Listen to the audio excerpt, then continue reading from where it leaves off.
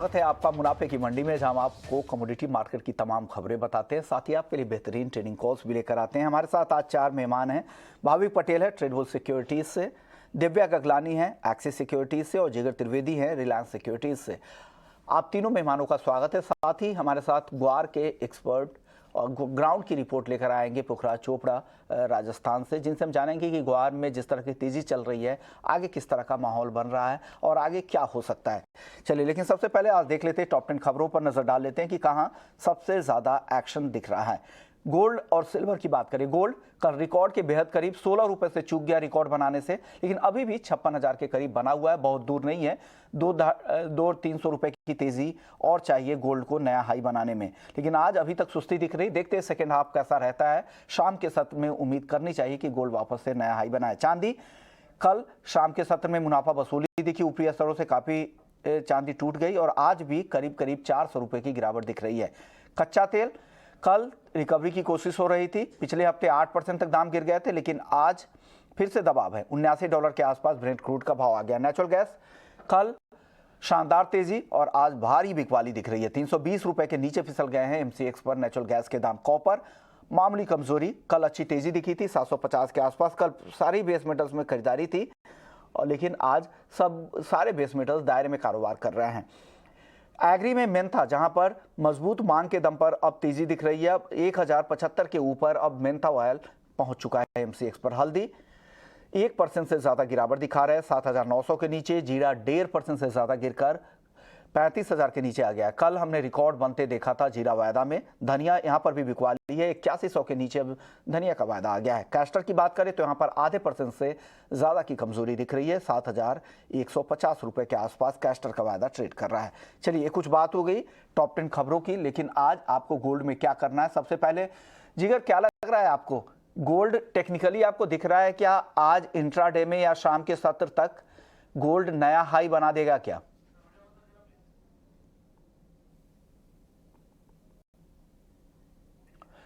जिगर से वापस से हम उनके पास जाएंगे। उससे पहले भाविक, आपको टेक्निकली क्या लग रहा है, क्या गोल्ड 56,191 जोन में अगस्त 2020 में जो नया हाई देखा था, क्या उस हाई तक आज जाता दिख रहा है क्या चार्ट पर आपको गोल्ड?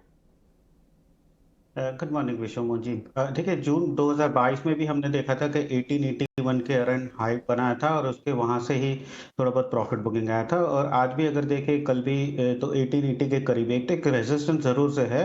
और थर्सडे को जो इन्फ्लेशन का डेटा आने वाला है, वो वहां से भी थोड़ा आगे ट्रिगर मिल सकता है। तो मुझे लग रहा है कि थोड़ा कॉशियस जरूर से रहना चाहिए। अगर हाई भी नहीं बनाता तो फिर कभी भी प्रॉफिट बुकिंग की थोड़ी संभावना ज्यादा लग रही है।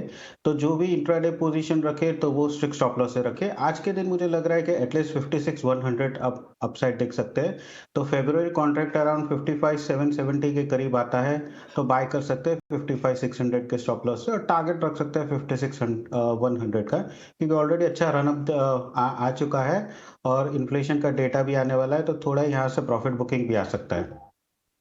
आपका व्यू गोल्ड और सिल्वर पर क्या राय दे रहे हैं, कहां पे ट्रेडिंग की सलाह दे रहे हैं, किन लेवल्स का ध्यान रखना चाहिए आज? दिव्या गगलानी, आपसे मेरे सवाल था, गोल्ड और सिल्वर में किस तरह से ट्रेड करना चाहिए आज के दिन में? गुड मॉर्निंग विश्व मोहन जी। कल हमने जैसे कि देखा कि गोल्ड और सिल्वर में एक अच्छी रैली आई, पर प्राइसेस जो है ऊपर सस्टेन नहीं कर पाए। फेड ऑफिशियल ने एक सिग्नल दिया है कि इंटरेस्ट रेट जो है 5% के ऊपर वाला रखेंगे, तो उसका वजह से एक सेल ऑफ देखने मिला।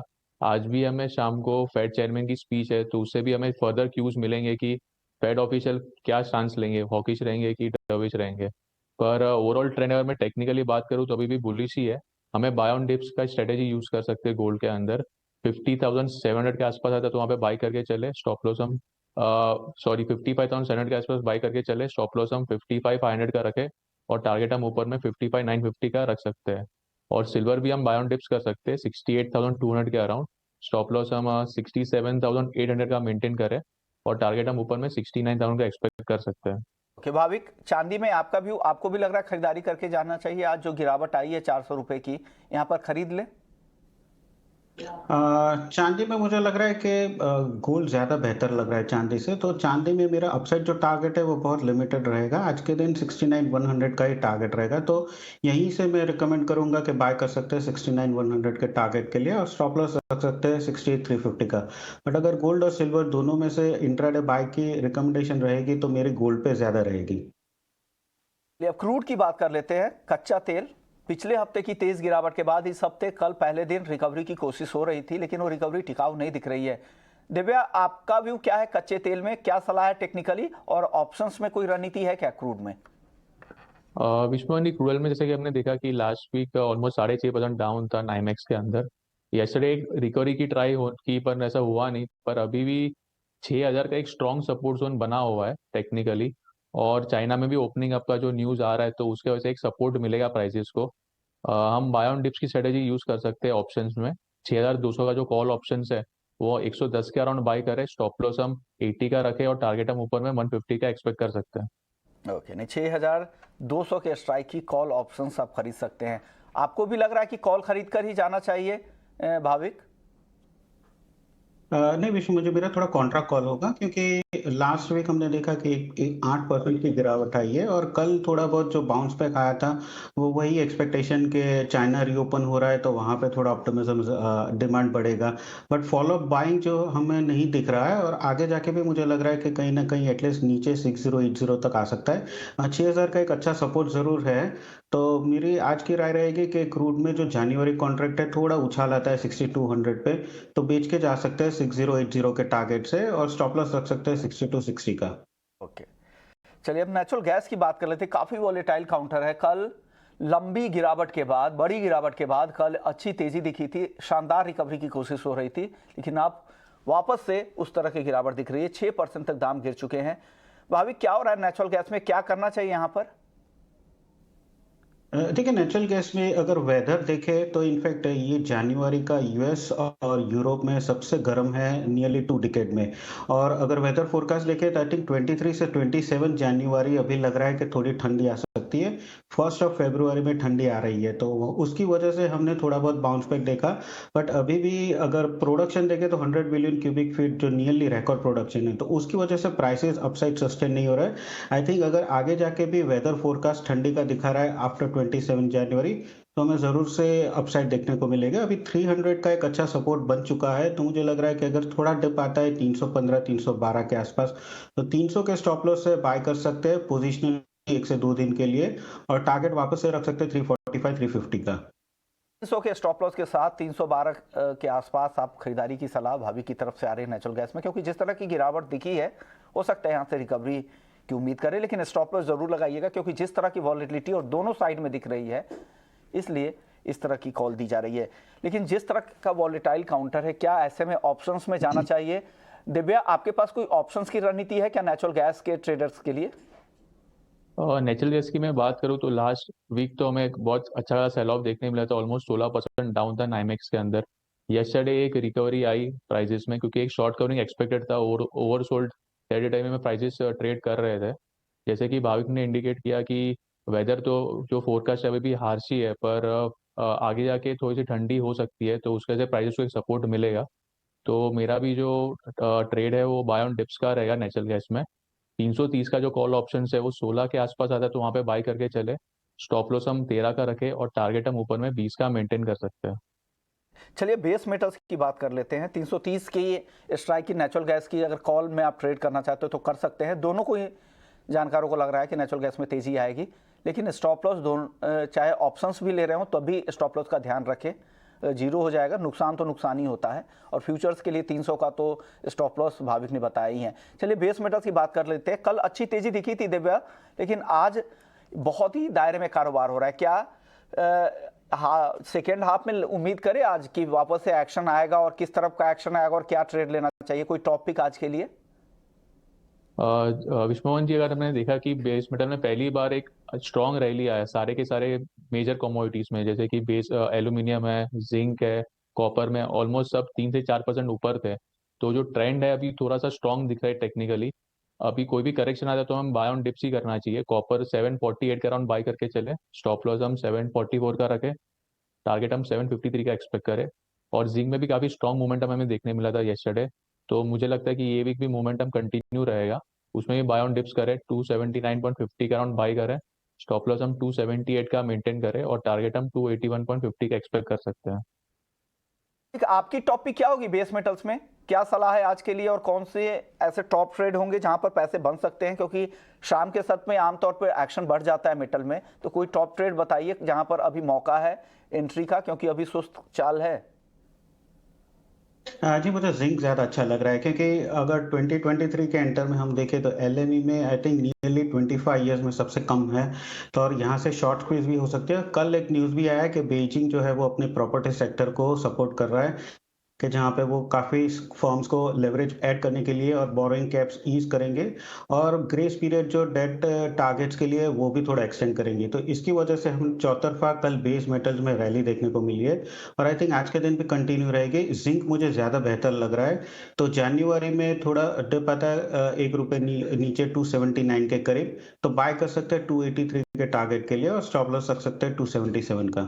ओके, चलिए अब एग्री मार्केट की बात कर लेते हैं। एग्री मार्केट में मसालों की बात करें उससे पहले ग्वार सीड और ग्वार गम, इसकी चाल पर देखिए। कल 6% का ऊपरी सर्किट देखने को मिला था, 13,000 के ऊपर ग्वारगम का वायदा आ चुका है। हालांकि आज ग्वार सीड की तेजी टिकती नहीं दिख रही है। शुरुआती तेजी दिख रही थी करीब करीब 1% की, वहां से ही हल्का हो चुका है, हल्की गिरावट दिख रही है। लेकिन ग्वारगम अभी भी तेजी दिखा रहा है, 1.5% फिलहाल ऊपर है। जनवरी का वायदा 13,500 के ऊपर।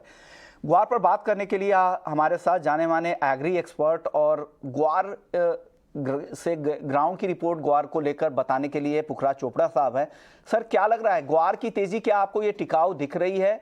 जिस तरह की तेजी हमने कल 6% का ऊपरी सर्किट देखा, लेकिन आज ऊपरी स्तरों पर मुनाफा वसूली भी दिख रही है। ग्राउंड में क्या हो रहा है और जिनके पास स्टॉक है उनके लिए क्या सलाह है मौजूदा स्तरों पर?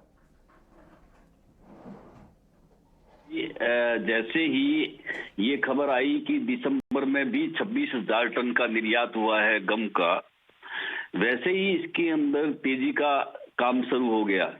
पहले हम मानते थे कि दिसंबर में गम का एक्सपोर्ट कम होगा, पर कम न होके ये अक्टूबर और नवंबर में जिस तरह से निर्यात हुआ उसी तरह से दिसंबर में निर्यात हुआ, जो कि उत्साहित करने वाला है। क्योंकि इससे ऐसा लगने लगा कि जनवरी में दिसंबर से ज्यादा जाएगा और फरवरी में भी ज्यादा जाएगा। तो पहला कारण तो ये रहा इस तेजी का कि एक्सपोर्ट के अंदर डाटा ठीक आए, निर्यात ठीक हुआ है। दूसरा, जैसे ही एक्सपोर्ट के डाटा आए, स्टॉकिस्ट भी सक्रिय हो गए और स्टॉकिस्ट सक्रिय होने के बाद के अंदर इसके अंदर फास्ट तेजी बनी कल। अब जैसा कि अब आगे के लिए हम सोचते हैं कि ये तेजी जैसे जैसे स्टॉकिस्ट इसके अंदर आते जाएगा वैसे वैसे इसके अंदर तेजी बनती जाएगी और ये बाजार ऊपर की तरफ ही जाएगा, नीचे की संभावना बहुत कम है विश्वमोहन जी। ट्रेंड क्या रहेगा? क्या आपको लग रहा है कि 15,000 के ऊपर भी ग्वारगम जल्द ही दिखा सकता है और उसका टाइम फ्रेम क्या होगा? जी देखिए, टाइम फ्रेम की बात तो नहीं कह सकते, पर हाँ ये गम के भाव भी अच्छे रहेंगे। 15,000 के ऊपर या 16,000 के ऊपर या 17,000 के ऊपर दिखा सकता है और गवार के भाव भी उसी तरह से 7,000 और 7,000 से ऊपर दिखा सकता है। क्योंकि जैसा अभी देखने में आ रहा है, जिस तरह से अभी स्टॉकिस्ट सक्रिय है, उससे लगता है कि इसके भाव बढ़ेंगे। हाँ, बीच में छोटी गड़बड़ आती रहेगी, जैसे मुनाफा वसूली हो, कहीं जैसे इसको स्टॉकिस्ट में थोड़ी बहुत नफा करने की प्रवृत्ति हो, उस जगह पे थोड़ी बहुत घटाबड़ी आती रहेगी। पर ऑन दी ऑल ये मार्केट अच्छा लग रहा है, सॉलिड लग रहा है। मार्केट सॉलिड लग रहा है, स्टॉकिस्ट की लिवाली बढ़ गई है, एक्सपोर्ट के जो अब तक के नंबर आ रहे हैं वो काफ़ी इनकरेजिंग है, उसका फायदा यहाँ पर मिल रहा है। सर, अब आखिरी सवाल होगा उत्पादन को लेकर। क्या लग रहा है उत्पादन के नंबर पे कुछ क्लैरिटी धीरे धीरे आ रही जैसे जैसे समय हो रहा है? क्या उत्पादन के जो पुराने अनुमान आप लोगों के थे, क्या उसी अनुमान पर अभी भी आप कायम है क्या सर? जी 2 अक्टूबर की सेमिनार में जो डाटा निकल के आए थे सामने 1 करोड़ बोरी के, हम उस पे कायम हैं और लगभग वही फसल होगी, क्योंकि 2 अक्टूबर के बाद में ऐसा कोई नुकसान नहीं हुआ जिससे फसल को रिवाइज करना पड़े, इसलिए फसल को तो रिवाइज करने की जरूरत नहीं है। ग्वार ऐसी कमोडिटी है जो किसानों के पास बहुत अधिक संख्या में रहती है और आज भी किसानों के पास नई फसल का माल भी रुका हुआ है, पुराना भी रुका हुआ है और वो रोक भी रहे हैं। तो ये प्रवृत्ति ग्वार में होने की एक वजह है कि बहुत सालों तक ये कमोडिटी खराब नहीं होती और किसान पहले मूंगफली है, मूंग है, इस तरह की फसलें है, नरमा है, कपास है, इस तरह की फसलें बेचता है, ग्वार की फसल को रोक के रखता है। तो ये ग्वार जो फसल है उसमें कोई संदेह नहीं है, फसल तो 1 करोड़ बोरी की ही होगी। शुक्रिया चोपड़ा साहब, आपने वक्त निकाला और बताया कि क्या फसल को लेकर क्या स्थिति है, किस तरह का उत्पादन रह सकता है, पुराने अनुमान पर ही कायम है और साथ ही एक्सपोर्ट के नंबर बेहतर आ रहे हैं, साथ ही स्टॉकिस्ट की लिवाली है, इस वजह से ये तेजी बरकरार रहने की उम्मीद है। हो सकते हैं छोटे मोटे करेक्शन आपको देखने को मिले, लेकिन लॉन्ग टर्म और जो ब्रॉडर ट्रेंड है वो अभी भी तेजी का इंटैक्ट है। चलिए आगे बढ़ते हैं, मसाले की बात कर लेते हैं, क्योंकि मसालों में जीरा लगातार नया रिकॉर्ड बनाने के बाद अब ऊपरी स्तरों पर हल्की थकावट यहां पर दिख रही है। 35,000 के नीचे आज है, 1.5% नीचे है। मसालों में क्या करना चाहिए भाभी, क्या सलाह है आपकी और टॉपिक क्या होगी आज के लिए? देखिए, मसाले में अगर इंट्राडे के पर्पस है तो आई थिंक जीरा में थोड़ा बेच के चल सकते हैं, क्योंकि इतनी अच्छी रैली के बाद हालांकि फंडामेंटल अभी भी स्ट्रांग है, बट कहीं ना कहीं एक करेक्शन ड्यू एक्सपेक्टेड है और लग रहा है कि आज के दिन वो करेक्शन आ सकता है। तो यहीं से एक शॉर्ट करके चल सकते हैं 37,000 के स्टॉप लॉस से, और टारगेट नीचे रख सकते हैं 35,800 का। और मुझे लग रहा है कि ज्यादा हमें करेक्शन देखने को नहीं मिल सकता है। ज्यादा से ज्यादा अगर देखें तो 34,000 के करीब अगर जीरा आता है तो वापस किसी को पोजिशनली लॉन्ग करना है तो वहां से कर सकते हैं, बट इंट्राडे 37,000 के स्टॉप लॉस से एक बार शॉर्ट कर सकते हैं। और ग्वार की आपकी कॉल क्या होगी इंट्राडे के लिए भाविक? देखिए, गुरुवार में कल हमने सर्किट के बाद देखा है कि आज में थोड़ा बहुत नफा वसूली आ रहा है, तो आज के दिन मुझे लग रहा है कि नीचे वापस 6300 के करीब आ सकता है, तो वहां से एक बार वापस लॉन्ग कर सकते हैं 6450 के टारगेट के लिए, और स्टॉप लॉस रख सकते हैं 6250 का।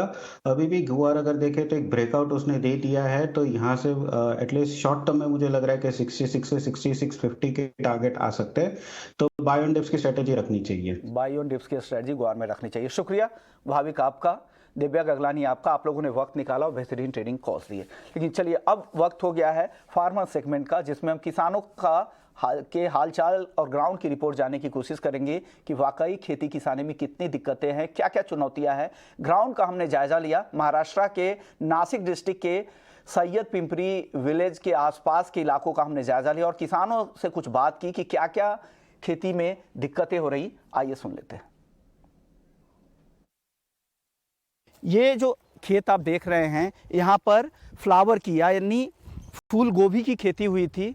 इनको भाव मिल रहे थे एक फूल गोभी का सिर्फ 1 रुपये किसान को, इसलिए, और इनकी जो लागत थी उससे कई गुना ज़्यादा थी। ये 5 रुपये प्रति फूल गोभी के हिसाब से इनकी लागत आ रही थी। तो इन्होंने ट्रैक्टर चला के पूरे खेत को समतल करा दिया, क्योंकि अगर वो ट्रांसपोर्टेशन के जरिए कहीं मंडियों तक जाते तो इससे ज़्यादा खर्चा हो जाता। बकाया कि इन्होंने पूरा फसल यहाँ पर बर्बाद कर लिया। ये है खेती किसानी की असली हकीकत। आइए हमारे साथ कुछ किसान हैं, उनसे बात कर लेते हैं। सबसे पहले सर, क्या हुआ था कि आपने पूरे खेत में ट्रैक्टर चलवा दिया, पूरा समतल करा दिया? उसका भाव नहीं था, भाव नहीं मिला? भाव नहीं मिला। आपने कितना खर्चा किया था? वो 60,000 रुपये खर्च किया था, उसने 700 रुपये सुधा मिल नहीं, 600 रुपये सुधा मिल नहीं रहे। ओके, 60,000 रुपये खर्चा किया और 600 रुपये से ज़्यादा नहीं मिल रहा था। ये है खेती किसानी की असली हकीकत कि 60,000 रुपये में जो खेती हुई थी उसके लिए 600 रुपये मिल रहे थे। सर, आपके पास अच्छी ज़मीन है, आपसे बात हुई थी अभी। आप क्या खुद खेती करते हैं या लीज पे देते हैं खेत को? मेरा जो मैं सर्विस करता था तो इसीलिए मैंने लीज पे दिया था, लेकिन 2.5 एकड़ मैंने ग्रेप्स लगाए तो उनका पूरा मुझे खड़ा करके देने पड़ा, पूरा स्ट्रक्चर खड़ा करके इनको दे दिया लीज पे। और सर, लीज पे लिया आपको तो आपको कुछ फ़ायदा हुआ खेती में? 2017 में अंगूर लगाया मैंने, पर 2 साल तक अंगूर आते नहीं। 2 साल में 16.5 लाख रुपए खर्चा किया स्ट्रक्चर के लिए, एंगल विंगल सब कुछ खर्चे, तार लगा के, सीमेंट लगा के। 2 साल, 1 साल कारपेट हो गई, 1 साल नोटबंदी हो गई और 2 साल कोरोना चला। 16.5 लाख का बैंक का ब्याज नहीं भर पाए हम, हमारे काका जी, और 14 लाख रुपए मेरा खुद का खर्चा हो गया। ओके, 4-5 साल में। तो और आमदनी क्या हुई? यानी 14 लाख आपने खर्च किया, ये ब्याज नहीं भर पाए, 16.5 लाख रुपए जो लोन लिया खेती के लिए, लेकिन आप लोगों की क्या इससे कुछ आमदनी हुई? कितनी आमदनी हुई अगर इतने खर्चे करने के बाद? इन्होंने 5 साल में मुझे 3.5 लाख रुपया दिया। तो आप उससे क्या आपकी ब्याज और खर्च? नहीं, वो तो ब्याज भी नहीं पूरा दे दिया इन्होंने, और हाँ, मेरा जो सुपरविजन चार्जेस था वो भी मुझे नहीं मिला। ओके सर, तो आप लोग अपना खर्चा कैसे चला रहे हैं खेती में? इतना अगर लागत लग रही है तो आप खर्च अपना कैसे चला रहे हैं? देखिए, मेरा लड़का जो है वो सर्विस करता है, तो बस वही हमें हर महीने पैसे भिजवाता है और उसी के वो पैसे पे ही हमारा गुजरान हो रहा है, मेरा और मेरे बीवी का। ओके, तो ऐसा क्या करना चाहिए कि खेती किसानी के हालात सुधरे? जिस तरह के हालात है ऐसे में तो कोई खेती नहीं करेगा। इनका कहना है कि आज यहाँ पे खड़े हैं, अपने खर्चे चला पा रहे हैं क्योंकि इनका लड़का मुंबई में नौकरी करता है, वो पैसे भेजता है, उसी पैसे से खेती करवाते हैं, वो पैसे भी इनके खराब हो रहे हैं, यानी निगेटिव रिटर्न मिल रहा है। ऐसा इन्वेस्टमेंट निगेटिव रिटर्न। एक किसान का आपने देखा जो 60,000 रुपये खर्च किया और 600 रुपये मिल रहे थे, तो इन्होंने पूरी फसल पर ट्रैक्टर चलवा दी। सर, क्या करने की ज़रूरत है ताकि खेती किसानी में कुछ फ़ायदा भी हो? नहीं तो एक दिन ऐसा आएगा कि कोई खेती नहीं करेगा। कई सारे किसानों से बात हो रही थी, वो तो ये भी कह रहे थे कि इससे अच्छा है कि खाली ज़मीन छोड़ दें, वो ज़्यादा फ़ायदा दे जाएगा। आज बैंक नीलामी चल रही है, मेरा भी बैंक नीलामी में नाम है। अभी मेरे को 35 लाख रुपए कर्ज मेरे ऊपर आज, तो मैं आज 1 एकड़ बेच के ही 35 लाख भर दूंगा। अब कुछ मेरा लड़का अभी कंपनी में काम कर रहा है, लड़की कंपनी में काम कर रहा है, वही से गुजरान चल रही है।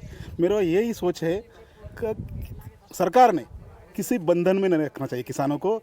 एक्सपोर्ट होना चाहिए, निर्यात होना चाहिए, किसी बंधन नहीं रखना चाहिए। खुली अर्थव्यवस्था चाहिए, जो शरद जोशी बोल रहे थे, वो खुली अर्थव्यवस्था। किसानों को सब्सिडी नहीं चाहिए, कुछ नहीं चाहिए किसानों को, फक्त हस्तक्षेप बंद करो, यही हमारी मांग है।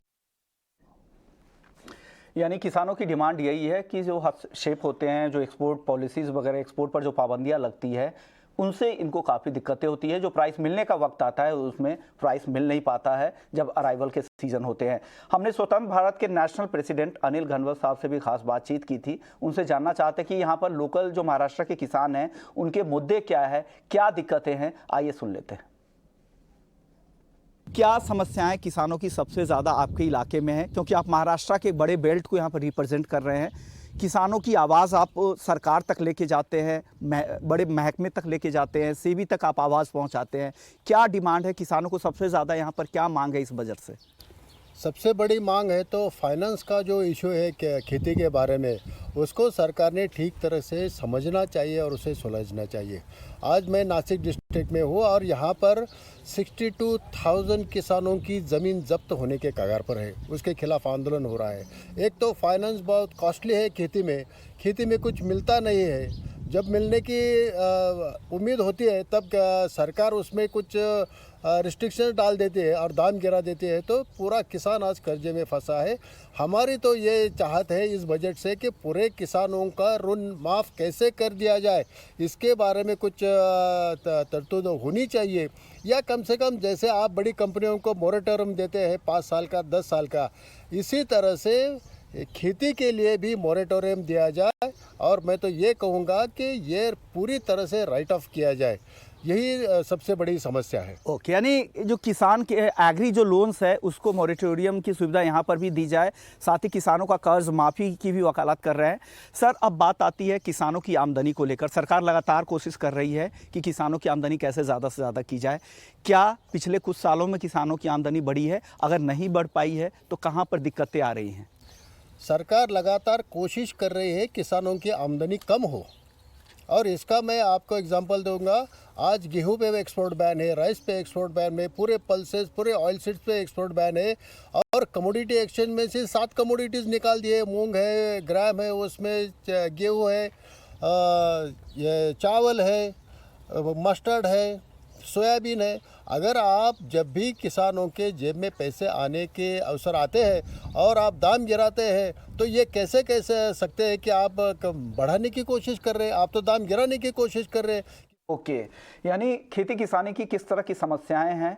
लागत बढ़ता जा रहा है, दाम मिल नहीं पा रहे हैं। जब दाम मिलने का वक्त होता है तो कुछ इस तरह के रेस्ट्रिक्टिव पॉलिसीज आती है, उससे इनकी आमदनी पर असर होती है। तो आपने किसानों की हकीकत देखी और सुनी कि क्या ग्राउंड की स्थिति क्या है। चलिए, मुनाफे की मंडी को